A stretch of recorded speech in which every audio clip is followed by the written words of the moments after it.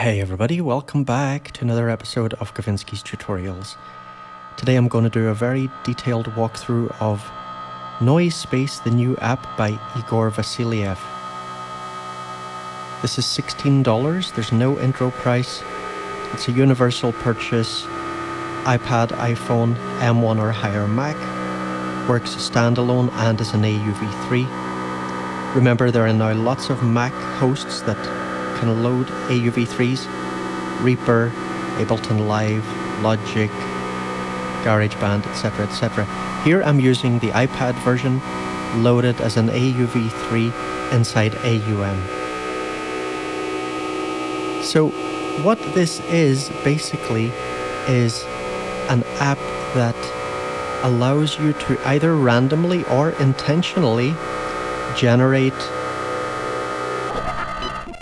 soundscapey type stuff, like sci-fi, horror ambiences, ambient, dark ambient, drone, these kind of things. I really love it. I think if you're into that sort of stuff, it's really maybe a must-buy, and you know, I rarely say that on this channel.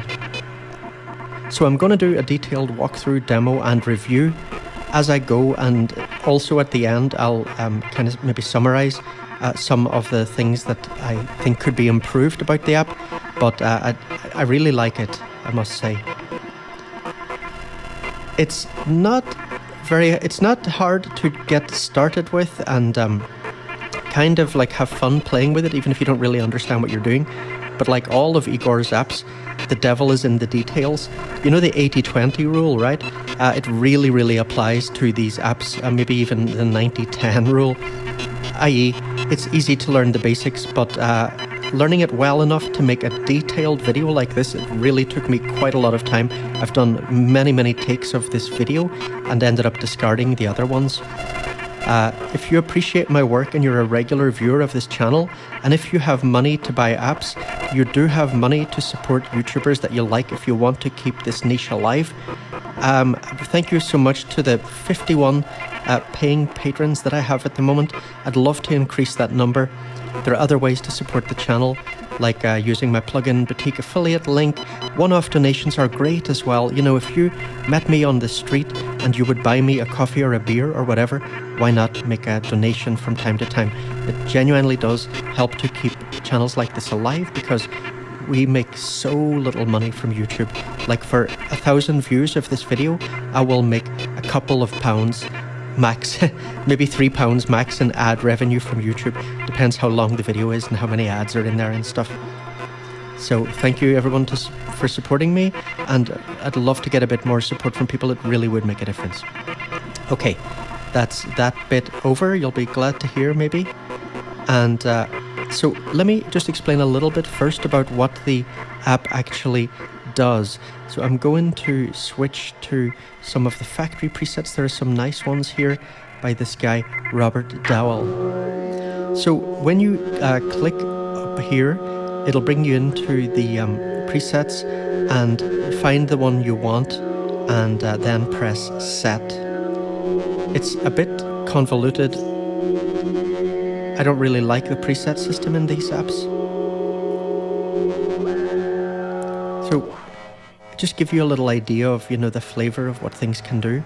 And so first I'll just go through the UI in a very general way. So basically we have 5 generators. Generators can be on all the time, basically, like doing drone type things, or they can be turned on and off by this section over here. So here we can have a binary counter, or a random counter, or a sequencer, and I'll go into more detail about what all those are later in the video. Every generator has a panel full of different controls. So, you know, there's 5 panels like this for every generator. Here we affect some things related to the granular processing that's going on in the app. So basically what's happening is there is simplex noise, that's the root of each generated sound, and then that is processed in various granular ways and put through filters and stuff. Every generator has 2 layers, the main layer and the background layer. So the background layer is a bit more of a sort of ambient sounding layer, and you know, it really adds a lot. Again, we'll look at all this in more detail later. You have a gate here which can be used to apply an envelope to the amplitude, either ignoring the sequencers and stuff altogether or working in combination with those. This envelope can also be used as a modulator for some of the controls in here. If we click out, we also see that each generator, right, generator 1, 2, 3, 4, and 5, each generator has a little visualizer here. Basically what that is doing is just showing you a kind of representation of two modulators.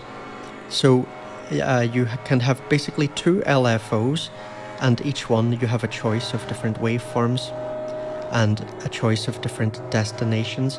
Most of those destinations are inside these pop-ups here. So if you don't want to learn the app, you can just hit the create button and it will produce really nice, you know, soundscapes. Like the random output is great quality.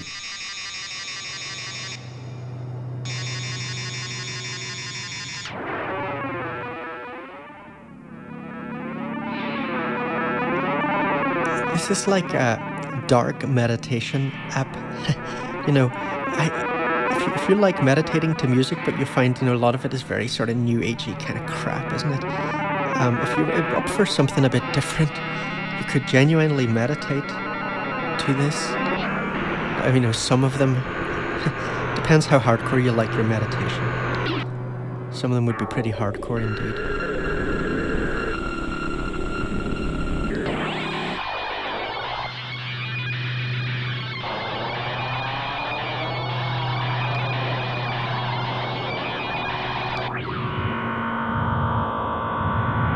The manual also mentions, you know, this is very suitable for maybe art installations and stuff. I think that's true. You know, you could really imagine this stuff in a gallery.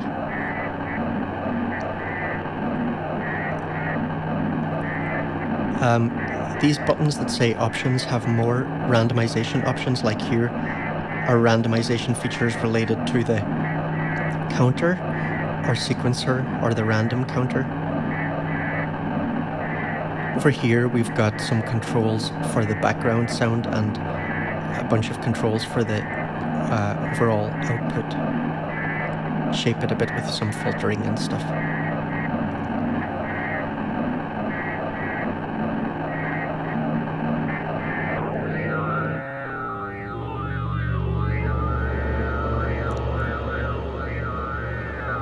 So look, to understand what I mean by background layer and main layer, let's look at this knob. This knob is a mix knob. So when we put it here, we only have the background. You hear this is very sort of like shimmery. It's like a little bit like a shimmer reverb. This is based on Igor's Stellar Vox app. That app basically generates sort of like convolution reverbs that are not based on real, they're not recorded in real spaces. So it makes some really beautiful sounds, but the disadvantage is that, like in Stellar Vox, when you change some knobs here, the audio will cut out because it's doing some processing in the background. It takes some time for it to generate the new convolution. So yeah, when you play with the density and the modulation knob here, you get a little cutout. So these are not really designed for, this part is not designed for live tweaking, but most of the stuff in here is good for live tweaking. Okay, so that's you know, the main concept, right? Up to 5 generators can be sequenced or otherwise turned on and off in some ways by this section over here that works in combination with these. We'll explain all of that later. Can have modulation, can have background and main layer, right? And that's it. So let's go to the init patch. So again, remember, click And I thought I remembered that in Igor's apps there used to be a function where you could double tap to select a preset, but you've got to press set here. Okay, so init preset will be totally silent, because if you look here, the levels are all turned down. By the way, top tip, if you're going through the factory presets, and sometimes you might find a preset you want and you turn all of the level knobs down and you've still got sound, what's happening in that case is that this modulator, one of these modulators might be set to modulate the level. That's caught me out a few times, so I thought I'd mention it to save anybody else or the head scratching. So let's bring in this one here. Now note that this knob is set to the middle. Let me bring it over here, so now it's only got the main sound, and then I'm going to click here. Now notice these are all just on, it's just doing a drone, okay? There's nothing sequenced here. We'll look at the sequencer later. For now, let's just keep it to drones and focus on the kind of sound sculpting controls. So these things, look, one of my criticisms of the app is that some of the knobs and stuff are weirdly named. I feel it can make it very hard to remember what they do. So not this tone one, this I think is well enough named. This is basically to adjust the overall pitch in a way. I mean, really, that could probably be called pitch, you know, I don't know. Notice there's some stepping. You know, this is not a synth oscillator.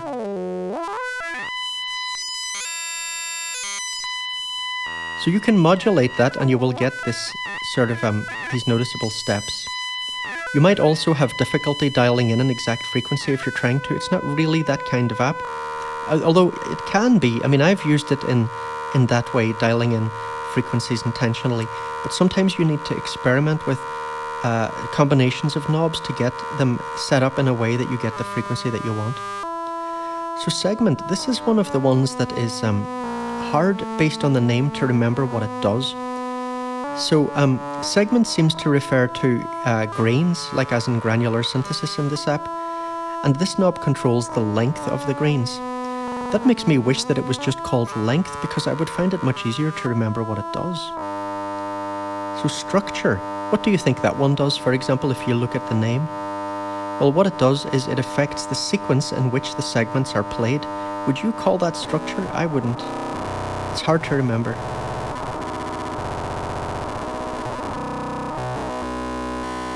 So this can get, you know, especially if you have these tones set fairly low, you can get some real sort of beastly, dirty, gnarly sounds there. I love it. And pulse, what do you think pulse does if you look at the name? Well, what it does is it affects the frequency of switching between segments. In that case, I would just call it switching frequency.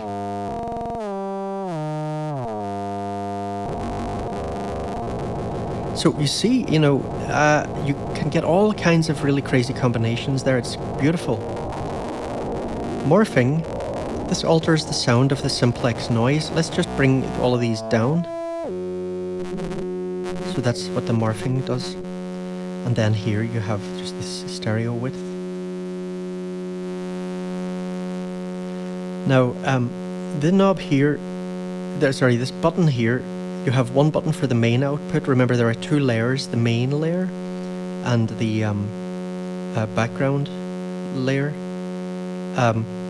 So if it's set to on, this generator will be on all the time, regardless of however it is set up here for sequences or counter operations. Again, when we come to that section later, maybe you'll understand that more. If we set it to gate, it will still take signals from the sequencer or the counter, but it will also use the attack, release, and hold values down here to, you know, fade in and fade out that sound. So basically it will be a kind of combination of this envelope and the gating from the sequencer. And if it's set to trig, these knobs here will not affect the amplitude. It will just be pure on and off with no attack or release or anything like that on the amplitude. And same knobs here for the background layer. Okay. Now then we have the filter section. These two knobs can change depending on what's selected here. So by default in the init patch it's set to none, so there's no filter. I think this switch should be over here, because to me most people when they work through an app, a new app, they kind of work, you know, if you open up this pop-up and you start playing with things, generally you're going to work, at least if you're a Westerner, right? You're going to work left to right, and you're going to do the top layer, and then you're going to go to the bottom layer and go left, right again. You'll be tweaking these knobs and nothing happens. So this should be over here, I feel. So now we've got a low pass filter and high pass, band pass with bandwidth control now with the second knob, and notch filter. So sound in Igor's apps is always, speaking of notch, is always top notch, right? I love the formant filter. Now again, you know, you can get all kinds of crazy combinations when you start playing around with these and the filters.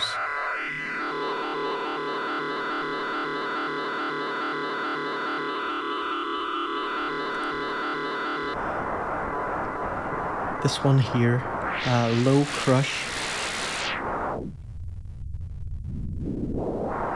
This is one of Igor's kind of special creations, I think, ring pass.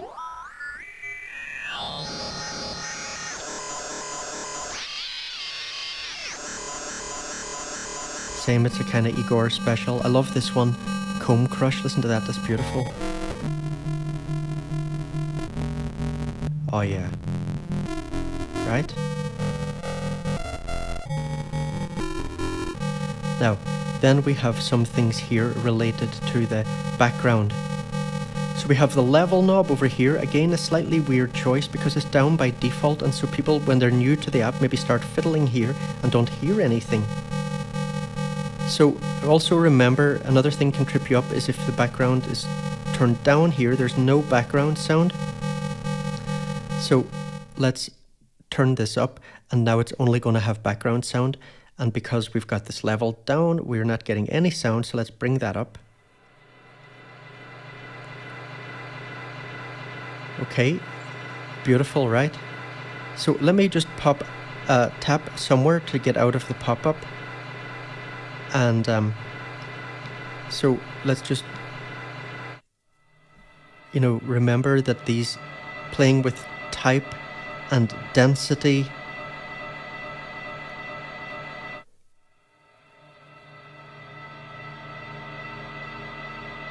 can change the way things sound.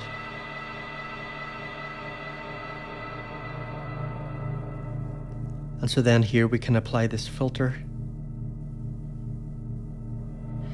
And we have this crush knob, and you can apply this to the right, which will sound one way, and go in to the other side will sound a different way.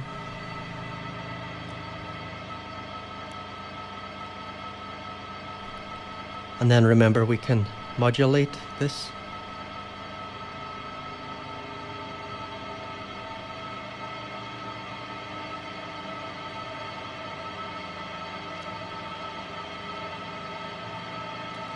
Okay.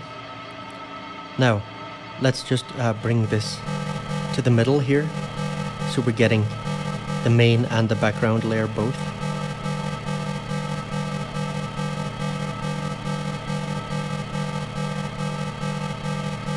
So, I'm going to randomize a counter setup.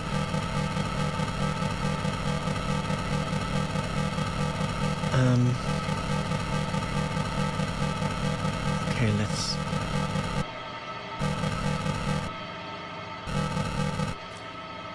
we'll talk about the sequencer later. Here I just want to look at the gate. So I'm going to click here again.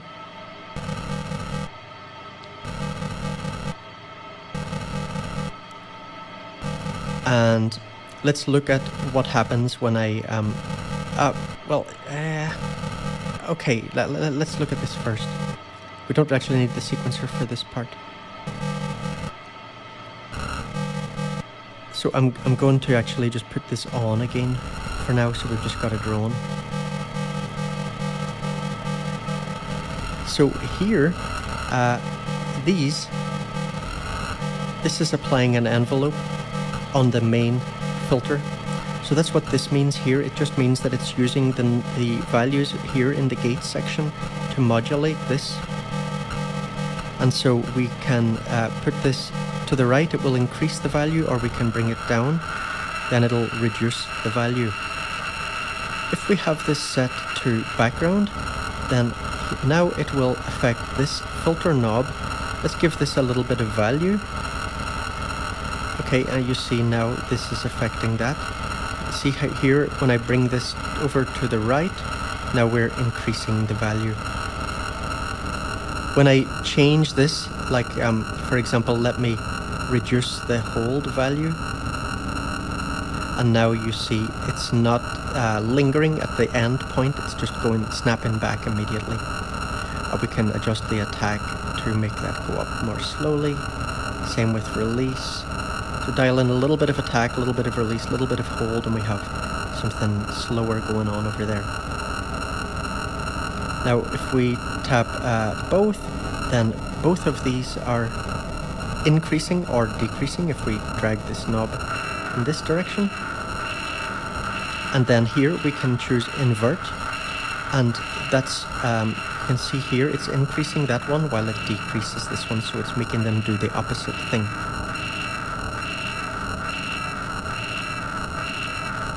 Okay.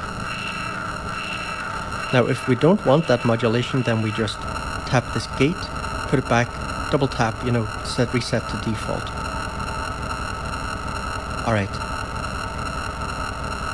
So now let me turn on the sequencer, and again, I'm not going to actually explain the sequencer yet. I'm just going to turn it on, and we're going to look at the gate. So let's set this to gate. And I'm just going to get rid of the background for a minute. So, look, we have the attack, release, and hold knobs here. Here we have a choice whether the attack will be linear, logarithmic, or exponential, and same for the release. Now, if we set this to gate, this I need to check my notes for. This is one of the things that can be tricky to remember.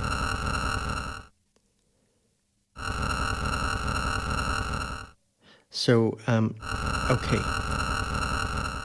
So if it's set to gate, the gate start and stop are controlled by the sequencer or counter, right? So the attack and release will work within that. Okay, and in this mode, the hold knob does not do anything, so there's no point playing with it. Now, if instead we set this to hold, now the gate will be started by the sequencer. Okay, so it'll need it'll need all three of these when it's in binary counter mode to be red, to be on. I'll talk about that more later. So it will need the sequencer to trigger it. And it'll have an attack phase, a hold phase, and a release phase.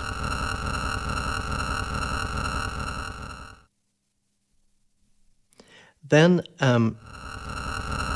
here we can choose repeat. So here, let me bring down the hold and release and attack values for a second, and you'll see.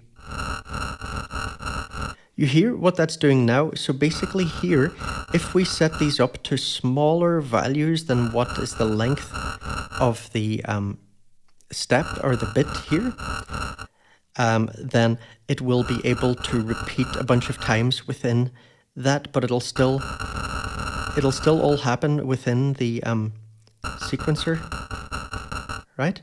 So this can be used for very interesting little effects, actually, right? This is really cool, actually. It's just it's a bit confusing, that's all. And if we set it to continue, the sequencer will not affect the gate at all. The gate will just auto-generate. Now, I need to get a drink of water, hang on. I've been literally doing like takes of this for the past 3 hours, and I thought I'd finished it yesterday, and I had it all uploaded to YouTube and everything, and today I changed my mind and decided to make a fresh video. Thirsty work. Okay, so that's what's going on there. All right. Then here, this modulation, background, crush. This is just affecting, or this is deciding what this depth and rate knob here. You see now these are modulating this background crush thing. And here they're modulating the background filter knob. Again, you know, the naming is just it's a bit hard to remember what does what. And then here it's modulating the main filter frequency knob. Okay, so some really cool stuff in these sections that is very important, I think, to understand if you really want to master the app. It's just a bit hard to remember what things do there. Okay, now let's just go out and get something. We're going to look at the modulation section.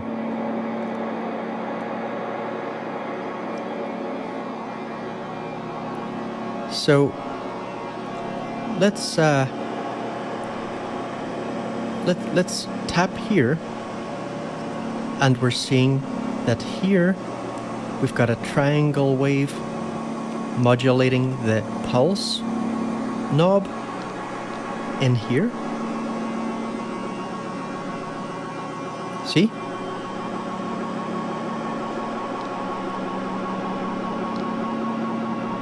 And here we've got this exponential waveform modulating the tone knob in there. And then here we have depth and rate knobs for each of those. And we can bring in some randomization as well to the waveform. So that's great that it has that. Because there's nothing can get as boring really as LFOs that don't have a bit of randomization in them.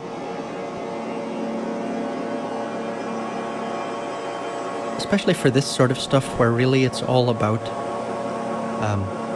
little subtle changes and things. Okay, so we can have all these different modulators set up. It's great. So let's solo this, and note here, by the way, we've also got panning controls, right? And remember, those can also be a modulation destination. And that can be really nice to play with. And a level control, of course, for each one as well. So I want to look at the randomization, and then after this we'll go on to the sequencer, and then that'll be basically everything covered, more or less. So here we can randomize all of the things about this generator. What that means is the modulation, including the destinations, the pan and the level, maybe, I'm not sure actually is level, let's see in a second, I think it is. But not these things here.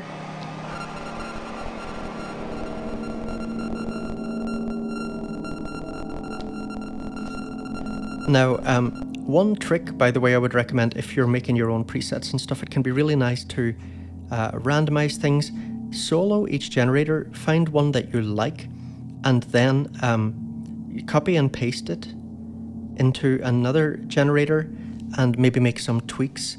And this is one of the ways to turn the random sequences into something a bit more organized. I've found it a very useful way to do some things anyway. You've also got this button swap out here, and that just switches the background and the main sound. You see here, this has changed to background.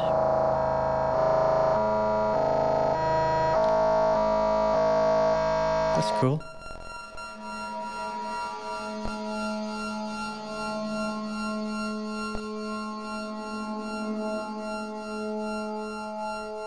Let me bring the background knob to the middle.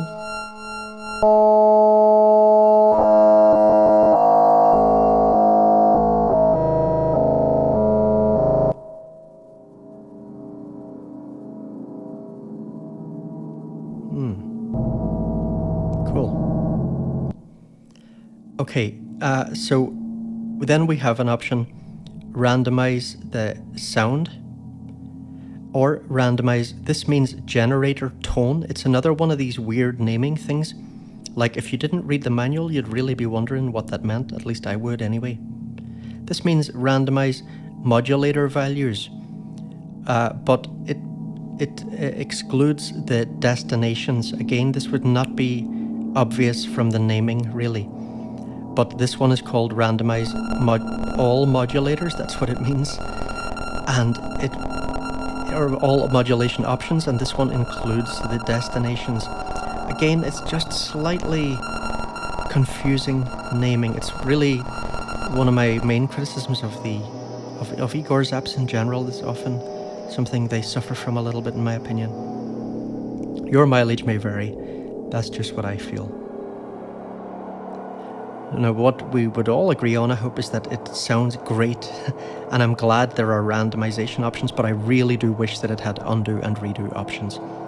Randomizers without undo and redo is really a wasted opportunity, because what I find, and I think a lot of other users find, is that when you're randomizing things, whether it's with this global button or just down here, especially with global buttons, sometimes you go in through and you're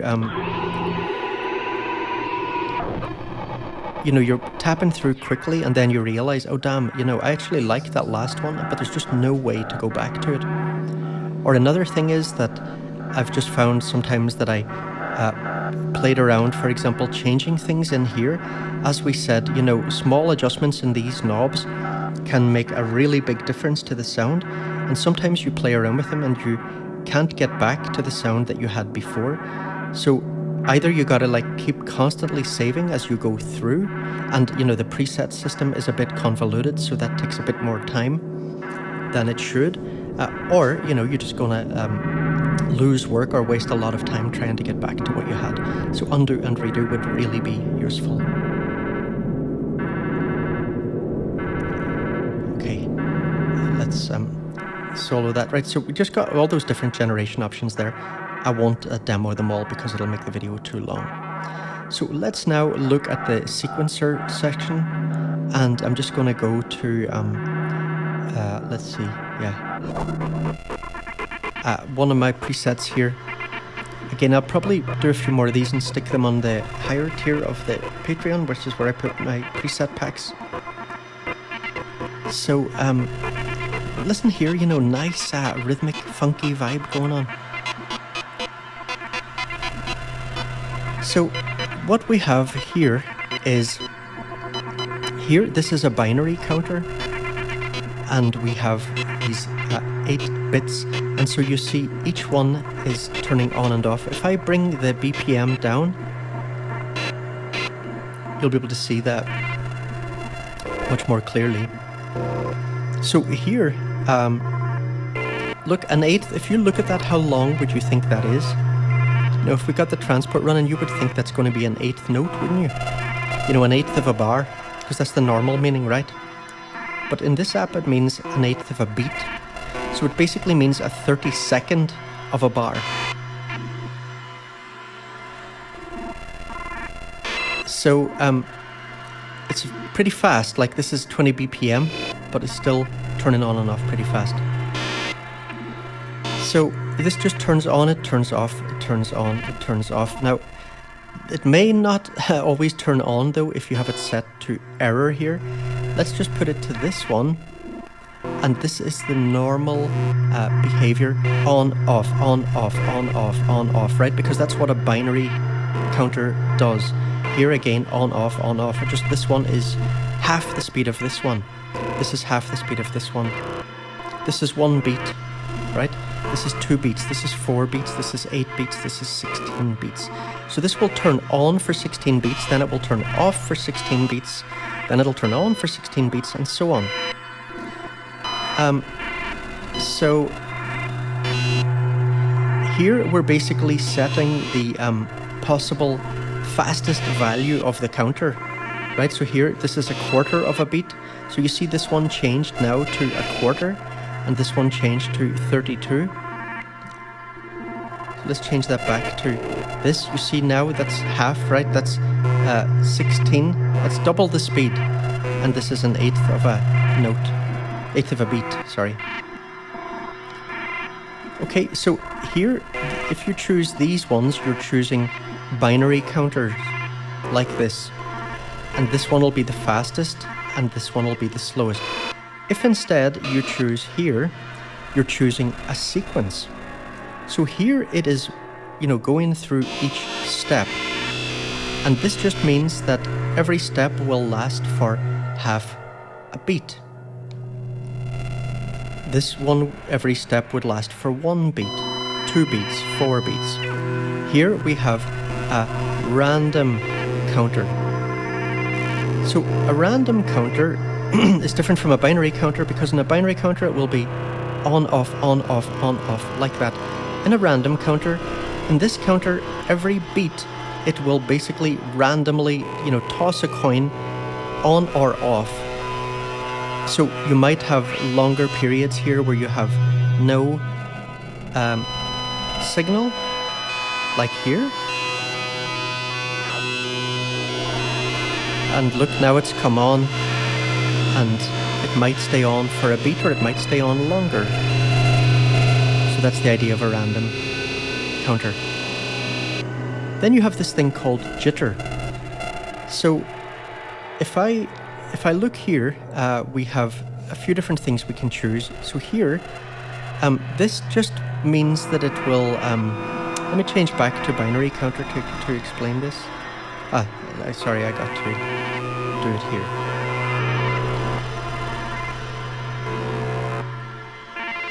Okay, so first I explain these. Here, this just means that it will turn on every quarter beat, and then it'll turn off and on and on, off and on, and so on. If I instead do this, this one will be on all the time. If I choose this, it will be off all the time. It will not be affected by the counter. If I choose this, it will turn on and off every quarter beat, but it will also have a random delay, and the maximum possible time of that delay is set here. So in this, that is a maximum possible delay of 1/8 of a beat.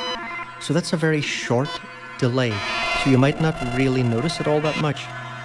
If we instead choose 1 beat as the possible maximum delay, then it's going to be much more like a counter like this one that's being triggered by that. It's going to be more unpredictable because it has this potentially quite long delay that can happen, and it's random, so it'll be up to 1 beat, but it could be anything from 0 value to a 1 beat value, anything in between. Then you can also set a step to error, and error just means that there will be some probability involved. And so this means that there's 25% probability that any generator that is being triggered by this, and so like this one, for example, or this one, because these are all a quarter of a beat value, right? So they're taking their messages from this one. That's why when this turns on, these ones turn on, right? So, but not this one, see? Because this is taking a different value from here. So all of these, these will have, get the signal from this, and this will have a 25% chance of not happening every time it's turned on. There's 25% chance that it won't be turned on, it'll just remain off. And so we can increase or decrease the likelihood of that here. So here there's more likelihood that we don't get those turned on. If I put all of these to a quarter, that'll be a bit clearer. So, you know, here now we've got a much sparser sequence, right? Because there's a very high chance that these are not going to be turned on. So then, looking at these three buttons, if we have it set to binary counter, excuse me guys, my throat's a bit wrecked really, you know, like the 3 hours in front of the iPad, basically non-stop here right now, just making one take after another of these videos. So, where are we? Yeah, so here, if it's on a counter, it will need, all three of these will need to be red for this to produce sound. So we can kind of mix it up a little bit, right? We can put a few different values in here, and that'll make it, you know, harder yet for it to be triggered, because there's less chance that these will all turn red at the same time, right? So that's the basic principle there with the counter. And so if we change this to sequencer, again, got to do this here. It's a wee bit unintuitive. You can see these have changed now. So what will happen here is that, now dependent of course on what we've set here with whether it's error or active and so on, if this, let's just set it to active, okay? Let's set this to active. And this one as well. So let's wait for this to roll back round. So now this one will be triggered. Now this is triggered. This is triggered. So it's on when it gets these messages. And then here, it's going to be off. And it'll come back on again. So, you know, we can put in different values here. So here it'll be triggered by the first step, the third step, and the sixth step. Now we can invert those, and that just means that if I put a minus value here, it means that normally when it would be turned on, if it was set here, if we choose the minus value instead, it will be turned off, that's all. It's something you need to play around with to get. It's cool though, it can be really interesting to play around with it. One criticism I would make is that, you know, if you watch my channel, you'd know that I've mentioned a few times that I really love arpeggiators that have free rates, because when you have like interesting sequenced stuff going, you can slow things down and speed things up in a very like organic way, you know. But you can't do that with this because it's only working with sequenced times there. You can do it actually with the gates if you set it to maybe the repeat or continuous mode here. But really, you know, you listen to this, it's a little bit like an arpeggiated pattern. Imagine you could, you know, speeding that up gradually or slowing it down gradually. It would be really cool.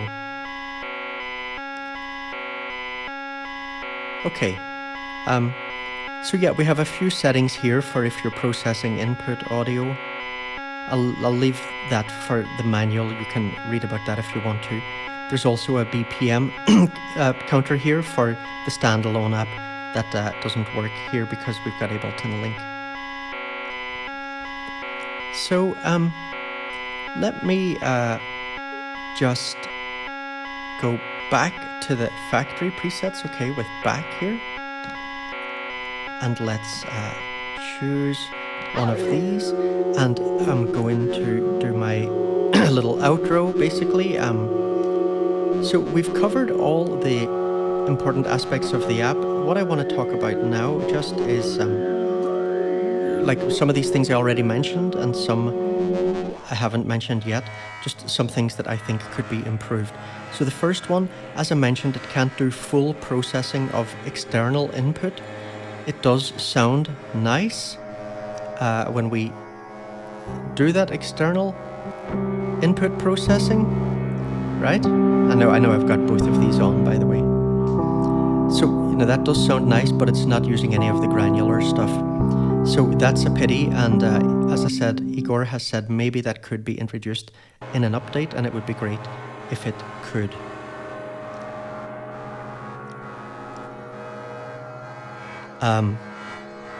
Now, then what have we got next? Okay, no undo and redo, right? So I've talked at length about that. I won't go on about it more, but it really is useful. Third thing, I've mentioned it lots of times. Some of the naming conventions in the app are a bit weird, and especially some of the stuff about the decisions about how to name note values, note lengths. The way it names these as beats, that takes a little bit of getting used to.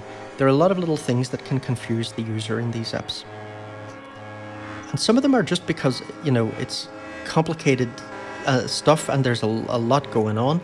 But sometimes I feel other things are to do with certain choices that have been made that could have been made in a slightly different way that would make more sense to most users. As I said also, I wish the app gave you a free rate so that you could unsync it from the BPM and speed things up and slow things down organically when you're working with rhythmic effects. My workaround for that is to put a BPM on the tempo of your host app, like AUM does allow you to do that. And I've actually set it up here that I've got an LFO somewhere in here that can speed that up and slow it down. But this video is getting long, so I'm going to skip over that. Igor has said he might try to implement something that will allow unsynced speeds. Another thing, so there are no dotted or triplet values available here for notes. And when I asked Igor why, he said he didn't really see where there was space for it, but I don't really understand that because, look, here, there's tons of space over here. I mean, if we look at, how wide this is, it's taken up a lot of width of the screen. So why can't this also be wider? I just don't understand. So we could have the same list as here, but repeated over here for dotted values and then repeated over here for triplet values. Overall though, really, as I said at the beginning of this video, I think if you're into drones, soundscapes, sci-fi horror vibes and all that stuff, this is a really great app. I think it's so good, the random output, and it is very rewarding to play around with. It can take really quite a lot of time to make your own presets from scratch to make good ones if you're not using the randomizer, but it's the sort of thing that can be really enjoyable if you're the kind of person that enjoys that stuff. So great job, I think, Igor, on this. Really, really enjoyable. Okay, everyone. Thanks for watching. Once again, if you have the means and you're a fan of this channel, it'd be great if you even just gave once, a bit of financial support. It really is important I get more support to enable me to keep doing this. Thanks for watching, and I'll see you in the next video. Take it easy, guys.